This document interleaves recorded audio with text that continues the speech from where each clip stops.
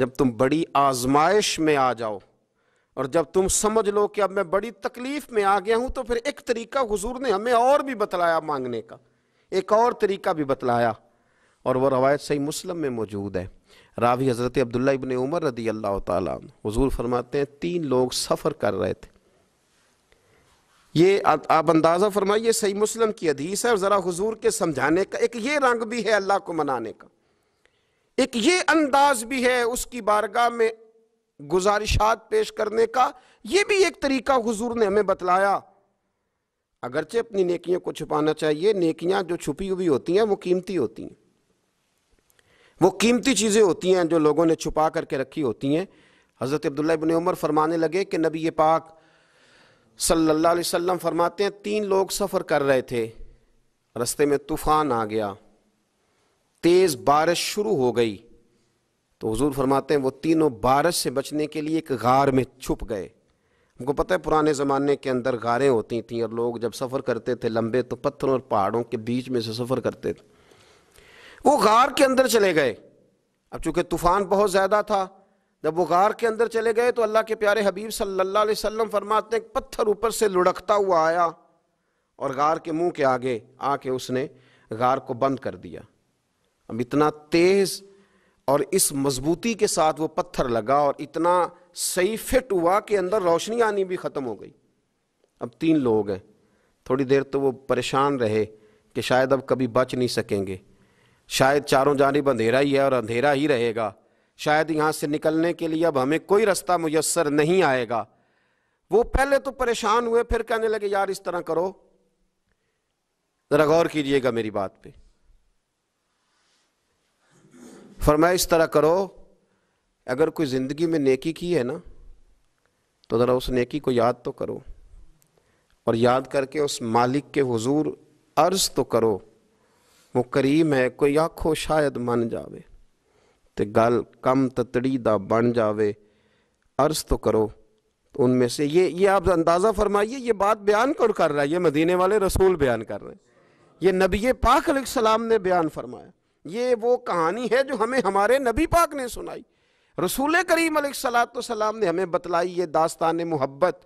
حضور فرمانے لگے ایک نے ان میں سے ہاتھ اٹھائے اور اس نے انداز کیا چھیڑا، عرض کرنے لگا اللہ تو جانتا ہے نا میں نے بکریاں رکھی ہیں، میں غریب ہوں، مزدور ہوں، اور مالک تو یہ بھی جانتا ہے کہ میرے بچے بھی ہیں، بیوی بھی ہے، پر میں جب بھی گھر لوٹا ہوں تو دودھ میں نے بچوں اور بیوی کو پہلے نہیں دیا، بوڑھے ماں باپ کو پہلے دیا۔ اللہ میں نے ان کے ساتھ ہمیشہ کرم کے بازو کھول کر معاملہ کیا، وہ غار میں تنہا بیٹھے ہیں اور اپنے مالک کو منا رہے ہیں۔ عرض کرتے ہیں اللہ تجھے یاد ہے نا ایک رات جب میں بڑی دیر سے لوٹا تھا، لکڑیاں کاٹتے، درخت تلاش کرتے، مجھے دیر ہو گئی، میں دیر سے لوٹا تھا، نیت یہ کر رکھی تھی کہ دودھ سب سے پہلے ماں باپ کو پلاؤں گا، مالک جب میں لوٹا تو وہ بوڑھے تھک کر کے سو گئے تھے، میری بیوی نے مجھے کہا کہ بچوں کو پلا دو، وہ سو گئے، تو میں نے کہا نہیں میرے ذمے ہے ان بوڑھوں کے دل کو ٹھنڈا کرنا، ان سے پیار کرنا۔ اللہ بیوی مانگتی رہی، بچے طلب کرتے رہے، میری ٹانگوں میں گھومتے رہے، بار بار آتے رہے، پر میں نے دودھ نہیں پلایا۔ اے مالک فجر ہو گئی، آفتاب طلوع ہونے کا وقت آ گیا، پر میں نے ماں باپ کے بیدار ہونے کا انتظار کیا۔ اے اللہ وہ جب اٹھے تو ان کی آنکھوں میں جو میرے لیے دعا تھی اور ان کے سینوں میں جو میرے لیے کرم تھا، اگر تیری بارگاہ میں وہ نیکی قبول ہے تو مالک پھر رحم فرما، نہ اس مشکل سے آسانی عطا فرما۔ سنو سنو، رسول کریم صلی اللہ علیہ وسلم فرماتے ہیں کہ اس بندے کی دعا مکمل ہوئی تو پتھر تھوڑا سا سرک گیا، اور اتنا سرکا کہ آسمان نظر آنے لگا۔ جس نے ماں باپ کو منایا ہے، ان سے پیار کیا ہے، پھر یہی بات وسیلہ بن جائے گی رب کے ماننے کا، پھر یہ وسیلہ بنے گی، اللہ اس سے مان جائے گا۔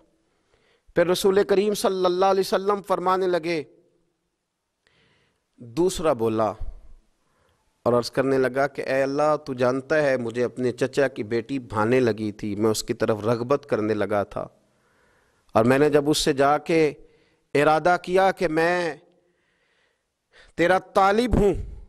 तो उसने मुझे कहा कि पहले 100 दिनार लाओ बाना। तो अल्लाह मैंने मुशक्क़त करके 100 दिनार जमा किए, और जब मैं पूरी तरह उस पर हावी हो गया, वो मेरे कब्ज़े में आ गई और गुनाह का मैंने इरादा कर लिया, तो उस औरत के मुंह से एक जुमला निकला कि अल्लाह से डर। ऐ मालिक, वो मेरे कब्ज़े में थी। ऐ अल्लाह, मैं गुनाह पर कादिर था, मैं चाहता तो गुनाह कर लेता, लेकिन जब उसने तेरा नाम लेके कहा ना कि अल्लाह से डर, अल्लाह मैं डर गया, मैं उसे छोड़ के आ गया। अगर तुझे ये बात पसंद है तो फिर निकाल देना इस मुश्किल से, फिर कर देना करम। अल्लाह मेरी भी तो चढ़ती जवानी थी ना, मैं भी तो सब कुछ कर सकता था, पर तेरे लिए, तेरी खातर मैं लज्जत गुनाह से बाज रहा, तो अल्लाह तू रहमत फरमा दे। हुजूर फरमाते हैं उसकी दुआ मुकम्मल हुई थी कि पत्थर थोड़ा और सिरक गया। फिर तीसरा बोला, और उसने बोल के कहा, अल्लाह एक मज़दूर को, एक दिहाड़ीदार को, एक गरीब को मैंने काम पे रखा हुआ था, ये तेरा और मेरा राज है अल्लाह। वो मज़दूर, वो दिहाड़ीदार मेरे पास काम पे लगा था, कुछ चावल मैंने उसकी उजरत मुकर्रर कर दी कि तू काम मुकम्मल करेगा तो मैं तुझे दूंगा। और जब उजरत लेने का वक्त आया तो वो बिगड़ कर नाराज़ होकर चला गया। मैं उसे ढूंढता रहा, वो मुझे मिला नहीं। मैंने उसके चावलों की कीमत कारोबार में इन्वेस्ट कर दी, उसका थोड़ा सा सरमाया, पर मैंने खाया नहीं। फिर वो उससे मैं कारोबार करता रहा, और इतना कारोबार किया कि बहुत सारी गायें और उनके चरवाहे तैयार हो गए। वो सालों के बाद लौटा। मैंने उस गरीब का माल खाया नहीं, बल्कि बढ़ाया, महफूज करके रखा। वो सालों के बाद लौटा और कहने लगा मेरा माल। तो मैंने कहा वो सारी गायें तेरी हैं, वो चरवाहा तेरा है, ये सारा कुछ तेरा है। तो कहने लगा तू मुझसे मजाक करता है, मैं गरीब कहाँ और गाँव इतनी इतनी बड़ी गायें कहाँ, तू मजाक करता है। तो मैंने कहा मजाक नहीं, मैंने अपने रब से डर के तेरे माल की हिफाजत की, ये तेरा है। ए अल्लाह, मैं खा भी तो सकता था ना, पर तुझसे डर कर मैंने वो सारा महफूज रखा। अल्लाह, अगर तुझे मेरी ये अदा पसंद है तो फिर आज मान जाना, आज राज़ी हो जा। अल्लाह के रसूल फरमाते हैं उसकी दुआ मुकम्मल हुई थी कि पत्थर लुढ़का और उनके लिए रास्ता बन गया। वो बाहर आ गए। तो हुजूर ने हमें बतलाया कि वो तुम्हारी नेकियां जो छुपी हुई हैं, वो तुम्हारी नेकियां जो तुमने खालिस अल्लाह की रज़ा के लिए की हैं, उन नेकियों, उन आमाल का वसीला भी तुम्हारे रब के मानने का ज़रिया बन जाएगा।